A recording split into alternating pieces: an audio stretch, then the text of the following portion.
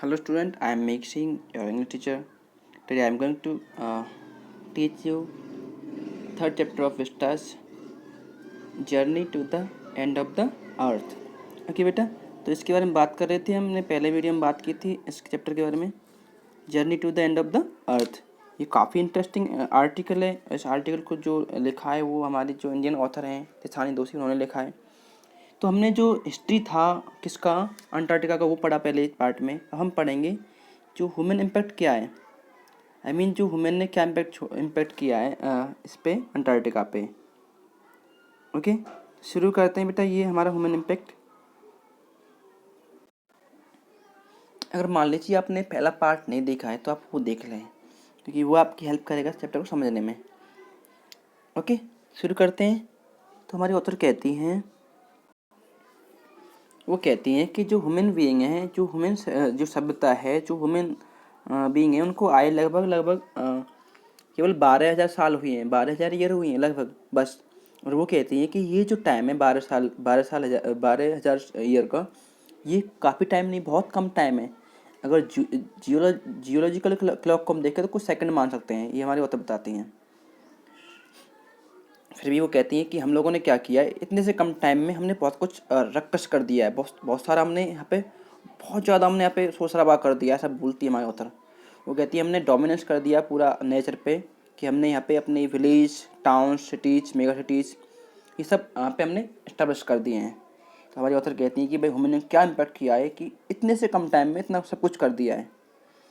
Okay, अब आगे वो वार्न कर रही, समझा रही हैं कि भाई जो हमारी जो पॉपुलेशन बढ़ रही लगातार, क्या कर रही है, ये हमें छोड़ रही है, ये हमें मजबूर कर रही है कि हम लोग जो अदर स्पेसीज़ हैं, जो बाकी जो जीव जंतु हैं, उनसे आपस में एक टाइप का लड़ने के लिए मजबूर कर रही है कि हम लोग उनसे लड़ेंगे जो लिमिटेड हमारे रिसोर्सेज हैं। जितने भी हमारे पास जैसे वाटर है, जो भी सारे हमारे साधन हैं, उसके लिए हम लड़ेंगे आगे। अब नहीं तो क्या, अभी भी हो रहा है कि आपस में कंट्रीज लड़ रहे हैं कि हमें ये सप्लाई करो, सप्लाई करो। तो हमारी ऑथर ये बोलती है कि जो पॉपुलेशन है वो भी एक टाइप का क्या है, अच्छा नहीं है पूरे वर्ल्ड के लिए। और आगे हमारी ऑथर बोलती हैं कि भाई जो फ्यूल है उसको बहुत ही उसमें ज़्यादा यूज कर रहे हैं, बहुत। जो आपका फॉसिल फ्यूल है उसको हम वैसे यूज कर रहे हैं फालतू में। और इससे क्या हो रहा है कि एक चादर बन रही है, एक ब्लैंकेट बन रही है कार्बन डाइऑक्साइड की पूरे वर्ल्ड के ऊपर। उससे क्या होगा, धीरे धीरे क्या होगा, जो ग्लोबल टेम्परेचर है वो आराम से धीरे धीरे बढ़ेगा। कहते हैं ना, हमारे जो एक्सपर्ट्स है वो हमें वार्न करते हैं कि ग्लोबल टेम्परेचर बढ़ रहा है, ग्लोबल वार्मिंग होगी, ये सब चल रहा है। तो ये मेनली कॉज यही है। काफ़ी फ्यूल हम लोग यूज करते हैं, सारे जो व्हीकल्स हैं वो भी पेट्रोल डीजल से चलते हैं, तो प्रॉब्लम तो क्रिएट होगी ना। हमारी ऑथर ये बताती हैं। आगे देखो क्या बोलती हैं वो कहती हैं कि जो क्लाइमेट चेंज है, ये सबसे आज का सबसे सबसे बेस्ट आपका टॉपिक है डिबेट करने के लिए। जो इन्वायरमेंट है उसके बारे में अगर हम लोग बात करें, इसकी सबसे सबसे ये एक टॉपिक आपका। तो आगे क्या कहती हैं हमारी जो ऑथर हैं दोषी, वो बताती हैं क्या जो अंटार्कटिका की जो आइस शीट है वो पूरी पिघल जाएगी, ऐसे बोलती हैं वो। अंटार्कटिक में जितनी भी जो बर्फ़ है वो सारी पिघल जाएगी।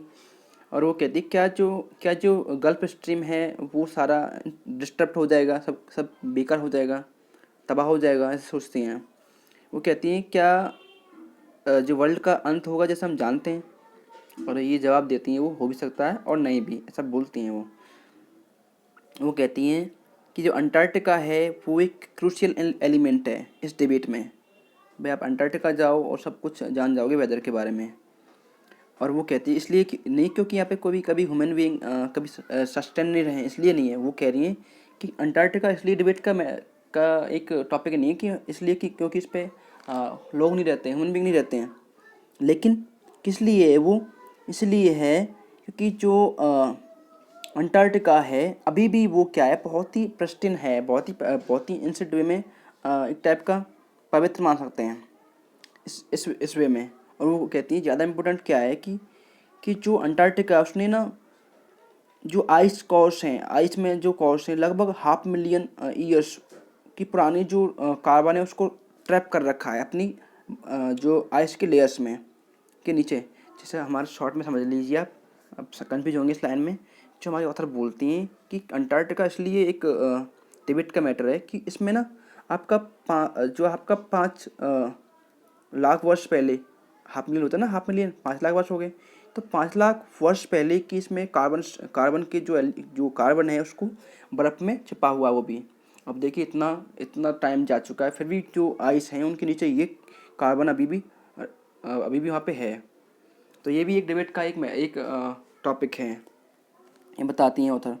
आगे बोलती हैं वो, अगर आप चाहते हैं कि आप स्टडी करें और जानें अर्थ के पास्ट के बारे में और प्रेजेंट के बारे में, फ्यूचर के बारे में। अगर मान लो कि आपको कुछ जानना है कि भाई अर्थ में पहले क्या हुआ होगा, अब क्या हो सकता है, अब आगे क्या होने वाला है, अगर चाहते हो आप लोग जानना, तो वो बोलती है कि आप अंटार्कटिका जाओ, सबसे बेस्ट प्लेस है वहाँ जाने का, ये सब जानने का। क्लियर?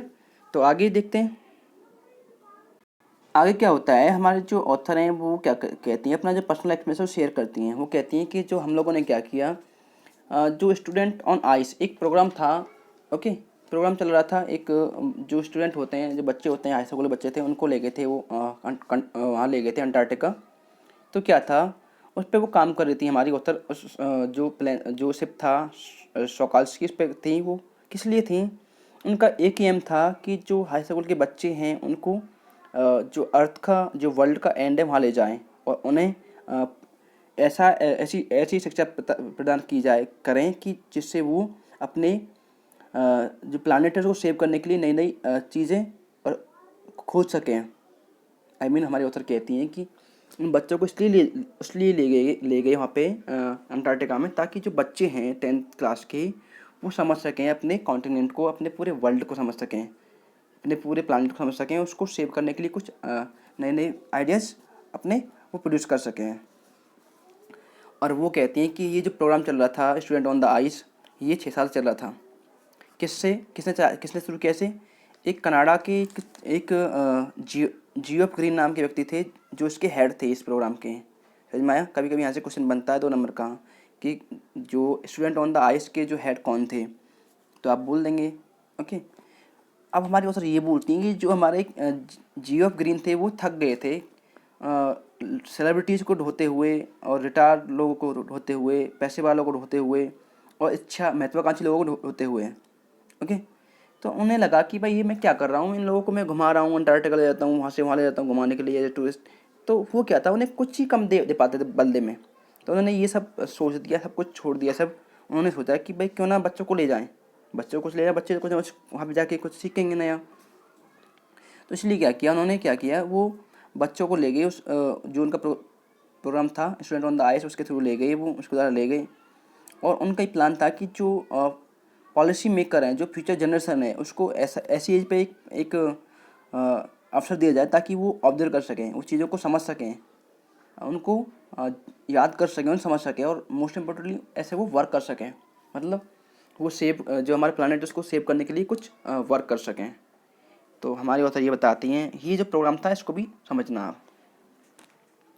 आगे क्या होता है, वो बोलती हैं ये जो प्रोग्राम था वो इसलिए सक्सेसफुल रहा क्योंकि ये इम्पॉसिबल था कि जो साउथ पोल है ना वहाँ पे जाना बिना किसी प्रॉब्लम के। अब ये साउथ पोल क्या है, आपने जियोग्राफी में पढ़ा होगा, जो आपका अंटार्कटिका वो साउथ पोल पे एक्सिस्ट है, वहाँ पे एक्सिस्ट है वो। तो वहाँ जाना बहुत ही टफ था, लास्ट जो अंटार्कटिका का लास्ट में जाना लगभग। तो वहाँ पे चले गए। तो ये कहती है ये प्रोग्राम बहुत ही सक्सेसफुल रहा क्योंकि हम लोग जो लास्ट का जो उत्तर से पहुँच गए थे ये लोग। वो बोलती हैं आगे, ये बहुत ही आसान होता है कि आप लोग कहीं पे आराम से बैठे हों अपने इसमें, आप लोग अपने लैटिट्यूड और लॉन्गिट्यूड में बैठ के आराम से मज़े ले रहे हों। किसका? जो आपका आइस मेल्ट होती है, आइस आपकी टूटती है, उसका मज़ा लेना बहुत ही आसान है।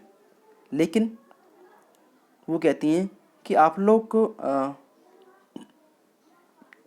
वो कहती हैं कि लेकिन जो आप लोग जो आपके जो समुद्री जो ग्लेशियर हैं उनको पीछे हटते हुए और बर्फ़ को टूटते हुए देख लेते हैं, तो आपको ये लगता है कि ये जो ग्लोबल वार्मिंग है, ये वास्तव में ये क्या है, वास्तव में ये बिल्कुल सही है। ये हमारी भाषा बताती हैं। मतलब ये कहती है आप लोग आराम से अंटार्कटिका गए, आप आराम से एक सेफ उसमें बैठे हुए हैं, आप आनंद ले रहे हैं, आप लोग देख रहे हैं भाई आइस पिघल रही है और बर्फ़ अपने आप ही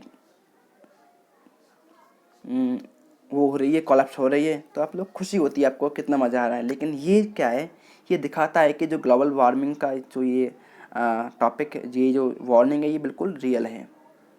ओके, तो बेटा आगे क्या होता है,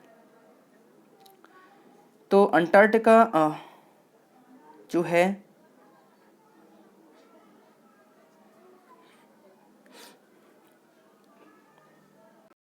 ये जो टॉपिक, ये जो पैराग्राफ है बहुत इंपॉर्टेंट है आपके लिए। देखो इसमें क्या है कि ये जो अंटार्कटिका का जो सारा फूड चेन है उसके बारे में बात करेंगे हमारे ऑथर, बताते हैं। देखो अंटार्कटिका इसलिए अंटार्कटिका है जो इसलिए ये नहीं कि वो फेमस इसलिए कि इसका जो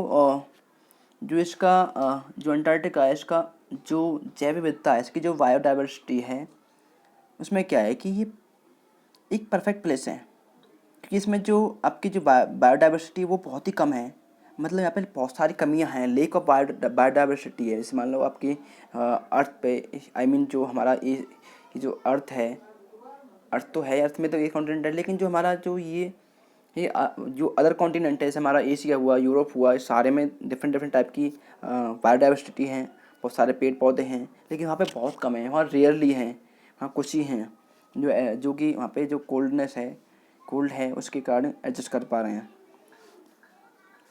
वो कहती हैं आगे ये परफेक्ट प्लेस है यहाँ पे सब कुछ जानने के लिए कि इन्वायरमेंट में चीज़ें कैसे कैसे चेंजेस होती हैं, और वो बोलती हैं कि जो छोटी छोटी चीज़ होती हैं उनका कैसे कैसे बड़ा रिजल्ट होता है, परिणाम होता है।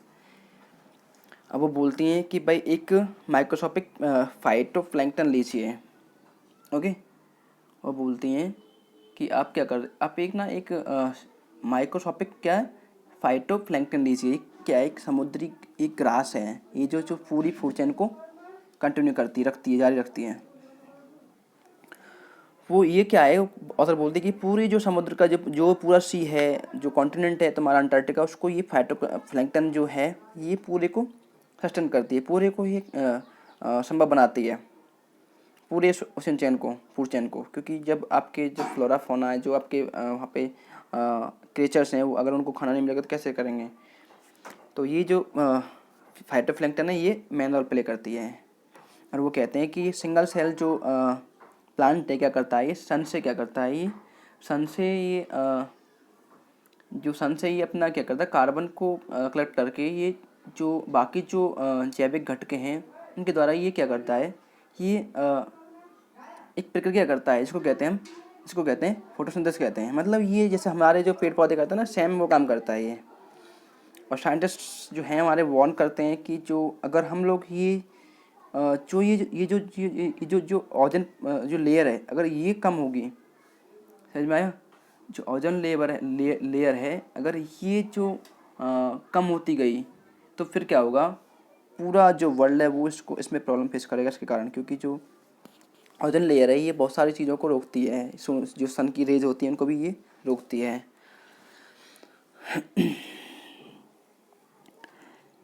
आगे क्या होता है, हमारे जो ऑथर कहती हैं,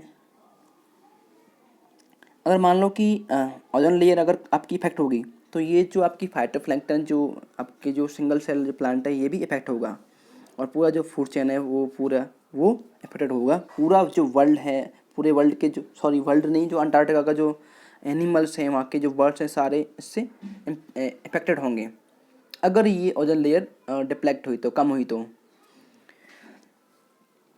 आगे क्या बोलती हैं वो कहती हैं कि ये जो पेड़ है ये पूरे उस फूड चेन को वो करता है। और आगे ये बोलती हैं वो कि इसके बारे में बात करें तो जो फाइटोप्लैंक्टन है ये एक जीवन की उपमा है, आई मीन मेटाफर है। ये संभव उसी से चल रहा है, सारा जो कंटेंट चल रहा है। अगर ये जो प्लांट नहीं होगा तो सारा जो फूड चेन है वो बिल्कुल ही इंटरप्ट हो जाएगा, और सारा जो वहाँ पे जो जीवन है वो खतरे में पड़ जाएगा, ऐसा मानते हैं हमारे ऑथर। ये फैक्ट भी होगा।